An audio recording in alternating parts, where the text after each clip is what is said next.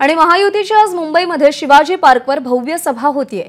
या सभेला पंतप्रधान मोदी संबोधित करणार आहेत। या सभेमध्ये मुख्यमंत्री शिंदे, फडणवीस उपस्थित असतील, मात्र अजित पवार या सभेला उपस्थित राहण्याची शक्यता नाही अशी माहिती मिळतेय। अजित पवार आज नाशिक जिल्ह्यामध्ये निफाड, दिंडोरी, सिन्नरमध्ये तर संध्याकाळी अहिल्यानगर जिल्ह्यात पूर्वनियोजित दौऱ्यामध्ये आहेत। तर तटकरे खारघरमध्ये प्रचार करणार आहेत। त्याचसोबत राष्ट्रवादीचे मुंबई परिसरातील उमेदवारही या सभेला उपस्थित नसतील अशी माहिती आहे। विशेष म्हणजे या सभेची महानगरपालिकेकडून परवानगी राष्ट्रवादीनेच मिळवली आहे। राष्ट्रवादीच्या नेत्यांच्या अनुपस्थितीचं कारण काय आणि राष्ट्रवादीचा नेमका कोणता नेता या सभेला उपस्थित राहणार याची उत्सुकता आहे। आणि या सगळ्या संदर्भात अपडेट जाणून घेऊयात। अजय माने आपले प्रतिनिधी सध्या आपल्या सोबत आहेत।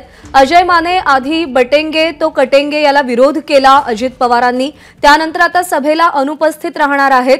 काय कारण आहेत यामागची आणि राष्ट्रवादीकडून कोण मंचावरती उपस्थित असू शकतं?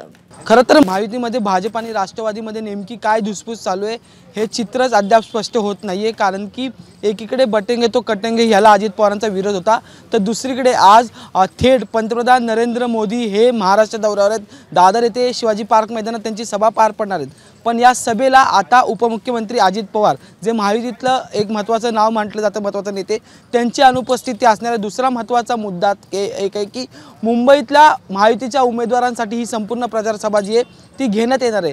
पण या प्रचार सभेला अजित पवारांच्या राष्ट्रवादीचे एकही उमेदवार उपस्थित नसणार असल्याची माहिती जी आहे ती समोर येताना पाहायला मिळते। यात आणखी एक मुद्दा आहे की महाराष्ट्रात मोदींच्या 3 सभा होतात, त्यातली खारघरच्या सभेला राष्ट्रवादीचे प्रदेशाध्यक्ष सुनील तटकरे यांची उपस्थिती असण्याची शक्यता वर्तवली जाते। पण स्वतः अजित पवार उपस्थित नसतील। तसेच शिवाजी पार्क इथे मैदानात जी सभा पार पडणार या ठिकाणी उमेदवारही येणार नसल्याची माहिती समोर येताना पाहायला मिळते। यात आणखी एक महत्त्वाचा मुद्दा आहे की छगन भुजबळ कदाचित या सभेला उपस्थित राहण्याची शक्यता वर्तवली जाते, पण अद्याप यावर अधिकृतरित्या कोणतीही माहिती जी आहे ती समोर आलेली नाही। त्यामुळे या आधी जर आपण पाहिलं तर जे भाजपचं वक्तव्य होतं, जी भाजपचे एकंदरीत प्रचाराचा एजेंडा ठरवण्यात आला होता, बटेंगे तो कटेंगे अशा वेगवेगळ्या घोषणा ज्या करण्यात आल्या होत्या, नारे देण्यात आले होते, त्याला अजित पवारांनी उघड एकंदरीत विरोध दर्शवला होता, मुद्दा उपस्थित केला होता। आणि त्याच्यानंतर आज जेव्हा एकंदरीत एनडीए मधला एक महत्त्वाचा नेता महाराष्ट्र दौऱ्यावर आणि त्या दौऱ्यावर असताना स्वतः